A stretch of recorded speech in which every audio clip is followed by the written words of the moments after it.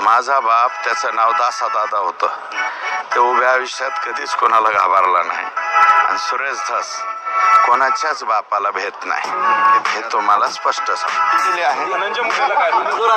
धनंजय मुंडेनं बाप होता है, बेटा अमोल पटकरी फार लहान आहे बरं का.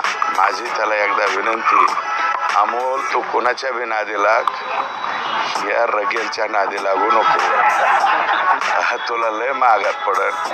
मी आता एकदा त्याचं ऐकून घेतो, पण वडिलकीच्या नात्याने त्याला समज देतो. तुझं कुणीकडे बी दुकान चालव, माझ्यावर दुकान चालवू नको, तुझं अवघड होईल. रगेल वागायचं, रगेल लोळा पांगळ्यासारखं वागायचं नाही.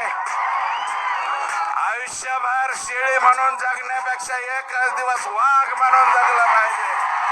औलाद आपली आहे असं आपण जगलं पाहिजे. तू कस काय नाव घ्यायना, मी वाट बघतोय. सुरेश आता काय राहिलं नाही. सुरेश कागद घेशील म्हणले,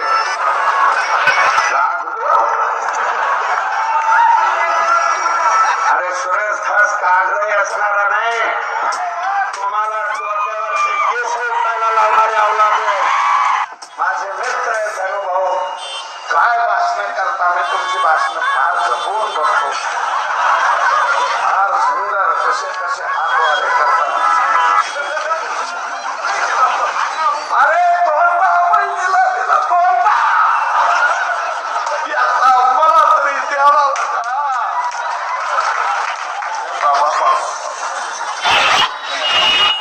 माझ्या आयुष्याची शेवटची निवडणूक हे बरं नव्हं, हे वागणं बरं नव्हं. मी तुम्हाला या ठिकाणी नम्रपणे सांगतो, शेवटची शेवटची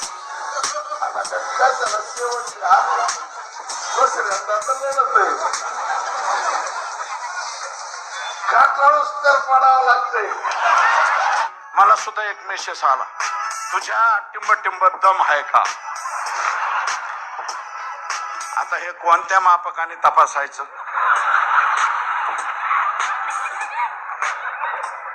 सिंपल पेंडुलम आहे का, कोणतं यंत्र आहे हे तपासायला. जाऊ द्या, मी त्याच्यावरती जाणार नाही. पण हे अवलादी कसले आहेत, हे असले पिलावळ कसे सांभाळता. अरे आमच्यात दम आहे का, आहे ना, म्हणूनच बोलतोय ना. बिगर दमाचा नाही, दम आहे. एक नाही दोन सांभाळतोय. काय समजून सांभाळायला. हा, दोन्हीला 3 लेकर आहेत, तू नको सांगू मला. मी राष्ट्रवादी 2005 पासून 2017 पर्यंत राष्ट्रवादी, 15 पर्यंत राष्ट्रवादीत होतो. म्हणजे जवळजवळ 10-11 वर्ष मी त्यांच्या बरोबर काम केलं. अजित दादा असं नव्हता रे. अजित दादा, हे अजित दादा तुझ्या पाया पडतो, तुझं काय अडकलं रे ह्यांच्यापाशी, काय अडकलंय. हे जाऊ दे ना बाहेर, हे जाऊ दे. अरे बाबा, हे सातपुडा सरकारी बंगल्यावर जर बैठका घेत असतील आणि ही बैठक जर चुकीची निघाली, मी चॅलेंज देतो, राजकारण सोडून देईल. आता माझ्याकडे 300 गायीचा गोठा आहे, 1000 गायाचा गोठा करेल. 200-300 मसाडा सुद्धा आले.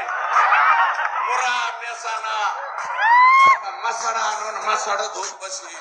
तुम्हाला चांगले मोठाले आणि जे माणसं चांगले आहेत पंकत आहेत, तुम्हाला माणसं जमत नाही. तुम्हाला असे पाहिजे